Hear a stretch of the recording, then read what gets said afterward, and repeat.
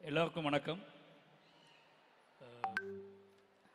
முதல்வர் ஐயாவுக்கும் தெலுங்கானா முதல்வர் ஐயாவுக்கும் அப்போ நம்ம டிசிஎம் அந்த வார்த்தையை சொல்லும் போது மாமன் உதய் சாருக்கும் அமைச்சர் பெருமக்கள் எல்லாருக்குமே என்னோட வணக்கத்தை தெரிவிச்சுக்கிறேன்.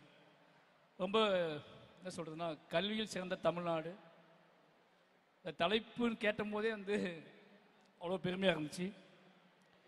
முக்கியமான ஒரு விஷயம் சொல்ல தான் நான் வந்தேன். வாழை ரிலீஸ் ஆன அப்போ திடீர்னு ஒரு ஃபோன் கால் வந்துச்சு எனக்கு. இந்த சிஎம் படம் அமெரிக்காவில் பார்த்துட்ருக்காரு, உங்களுக்கு கால் பண்ணுவாருன்னு சொன்னாங்க.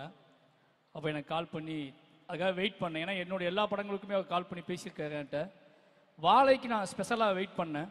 ஏன்னா அவர் தமிழ்நாட்டோட முதல்வர் ஒரு வாழை மாதிரி ஒரு படத்தை பார்த்துட்டு என்ன சொல்லுவார் அப்படிங்காக வெயிட் பண்ணேன். அதுமாதிரி கால் வந்துச்சு, அவர் பேசினார் என்கிட்ட.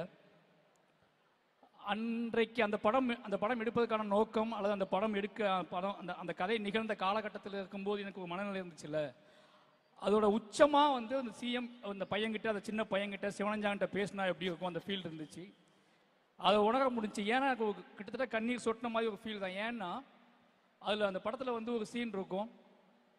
முக்கியமாக தமிழ்நாடு கவர்மெண்ட்கிட்ட நான் என்னைக்காவது ஒரு நாள் அதை எங்கேயாவது பதிவு பண்ணு நினச்சிட்டே இருந்தேன். அது என்ன அப்படின்னா, அந்த காலை உணவு திட்டம் அப்படிங்கிறது தான். நான் வாழை ஷூட் பண்ணும்போது அந்த பையன் பசியில் வாழைப்பழம் திருடுவான். நான் முதல்ல திருட்டு பழக்கத்தை கற்றுக்கிட்டது பசியில் தான் கற்றுக்கிட்டேன். நான் திருட ஆரம்பிச்சது வாழைப்பழத்தை தான் முதல்ல திருடினேன். அது இப்போ என்னோட ஸ்கூலுக்கும் என் வீட்டுக்கும் 4 கிலோமீட்டர் இருக்கும். டெய்லி 4 கிலோமீட்டர் நடந்து போவேன், 4 கிலோமீட்டர் நடந்து வருவேன். அன்னைக்கு வீட்டில் அம்மா அப்பாக்கெல்லாம் சமைக்க அம்மா அப்பாவே இருக்க மாட்டாங்க. ஏன்னா காலையில் நான் எந்திக்கும் போதே அவன் போயிடுவோம், வேலைக்கு போயிடுவாங்க. பசியோடு தான் ஸ்கூலுக்கு போவோம், திருப்பி பசியோடு தான் வீட்டுக்கு வருவோம். இதுக்கு இடையில நாங்கள் கற்றுக்கிட்டது தான் இந்த வாழை தோட்டத்துக்குள்ளே புகுந்து இந்த வாழை மரங்களில் பழங்களை பிச்சு சாப்பிட்றது தான் எங்களோட டெய்லி உணவாகவே இருக்கும். காலையிலேயே அதான் சாப்பிடுவோம். ஈவினிங் ஸ்கூல் முடிச்சு 4 கிலோமீட்டர் நடக்கணும். அந்த 4 கிலோமீட்டர் எப்படியாவது பசங்க எல்லாரும் உள்ள வாழை தோட்டத்துக்குள்ளே புகுந்து யாருக்கு எவ்வளோ சாத்தியப்படுமோ அந்த வாழைப்பழங்களை சாப்பிடுவோம்.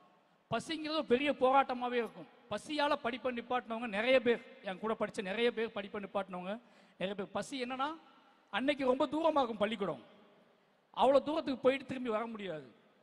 அதுக்கப்புறம் அந்த காலை உணவு திட்டம் வந்ததுக்கப்புறம் நிறைய பேர் ஃபோன் பண்ணி நிறைய விஷயம், அந்த செய்தி வந்த அன்னைக்கு நான் அடைந்த அளவுக்கு மகிழ்ச்சியே கிடையாது. ஏன்னா அதை நினச்சி பார்க்கும்போது அவ்வளோ இது விஷயமா இருந்துச்சு எனக்கு. அந்த ஒரு திட்டத்துக்காக எவ்வளோ நன்றி சொன்னாலும் என்னால் அன்னைக்கு அதை எப்படி சொல்கிறதே தெரியல. ஏன்னா அது ஒரு முக்கியமான ஒரு பாய்ச்சலாக நான் பார்க்குறேன். என் கூட படிப்பு தொடர முடியாமல் போன அத்தனை பேத்துக்குமே அன்றைக்கி ஒரு பெரிய அழுகையாக இருந்திருக்கும். அதுக்காக ரொம்ப நன்றி ஐயா. அதுக்கு பிறகு விளையாட்டுத்துறையை விட கல்வி அமைச்சர் அன்பில் மகேஷ் சார் சொல்லணும் ஒன்று. பள்ளிக்கூடத்தை நான் பயப்படுற விஷயம், நான் படித்த திருநெல்வேலியிலேருந்து வந்திருக்கேன், அதனால் சொல்கிறேன். பள்ளிக்கூடத்துக்குள்ளே நான் கற்றுக்கிட்டது முழுக்க பள்ளிக்கூடத்தில் மீற முடியாத, தாண்ட முடியாத, ஜெயிக்க முடியாத ஒரு விஷயம் அப்படிங்கிறது சாதிய உளவியல் தான். அதை மீற முடியாமல், அதை அதுக்குள்ளே அடங்கவும் முடியாமல் நான் பட்ட கஷ்டம் ஜாஸ்தி. அதை இன்னைக்கு பள்ளிகளுக்குள்ள சமூக நீதிங்கிற வார்த்தையும் சமத்துவங்கிற வார்த்தையும் ஓங்கி ஒழிக்க வைக்கக்கூடிய செயலை நம்ம பள்ளி கல்வி செஞ்சுக்கிட்டே இருக்கு அப்படிங்கிற ஒரு மிகப்பெரிய சந்தோஷம். ஏன்னா தொடர்ந்து யார் மூலமாவது எதன் மூலமாவது அதை பதிவு பண்ணிக்கிட்டே இருக்காங்க. கிட்டத்தட்ட அதில் ஒரு பெரிய பாய்ச்சலாக நான் பார்க்குறது பள்ளிக்கூடங்களில் இருந்தக்கூடிய சாதி பெயர்களை அகற்றுனது.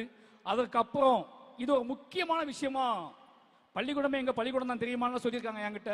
அப்படி அத்தனையும் ஒழிச்சு கட்டி இன்னைக்கு பள்ளிக்கூடத்துக்குள்ள நடக்கக்கூடிய ஒரு மிகப்பெரிய யுத்தத்தை இன்னொரு அறிவு யுத்தமாக மாற்றின பங்கு கல்வித்துறை செஞ்சிருக்கு.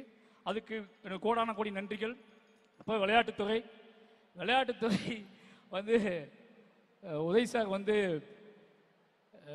மினிஸ்டர் ஆப்பான்னு சார் சொல்லும்போது நான் என்ன சார் துறைன்னு கேட்டேன். சார் விளையாட்டுத்துறை அப்படின்னாரு. உண்மையாகவே அது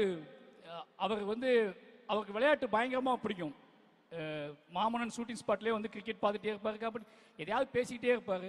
இன்றைக்கி அவர் வந்ததுக்கப்புறம் விளையாட்டு சார்ந்த விஷயங்களை ஈஸியாக எடுத்துகிட்டு போகிறது, அதை ரொம்ப எளிமையாக அதோட ரூட்டை, வழியை, பாதையை ரொம்ப எளிமையாக மாற்றினது, இது எல்லாத்துலேயுமே அவருக்கு கீழே விளையாட்டு யார் எங்கேருந்து விளையாட ஆரம்பிப்பாங்க, யார் விளையாடுறதுக்கு வழி தெரியாமல் நிற்பாங்க, யார் உச்சம் போதுக்கு வழி தெரியாமல் நிற்பாங்கன்னு தெரிஞ்சுக்கிட்டு அந்த மாதிரியான விளையாட்டு வீரர்களை ஊக்குவிச்சு அவங்கள வெளியே எடுத்துட்டு வந்து இவ்வளோ பெரிய சாதனை நிகழ்த்திருக்காங்க அப்படிங்கிறது ரொம்ப சந்தோஷம். ஒட்டுமொத்தமாகவே தமிழ்நாடு ஒரு பாய்ச்சலில் தான் இருக்குது.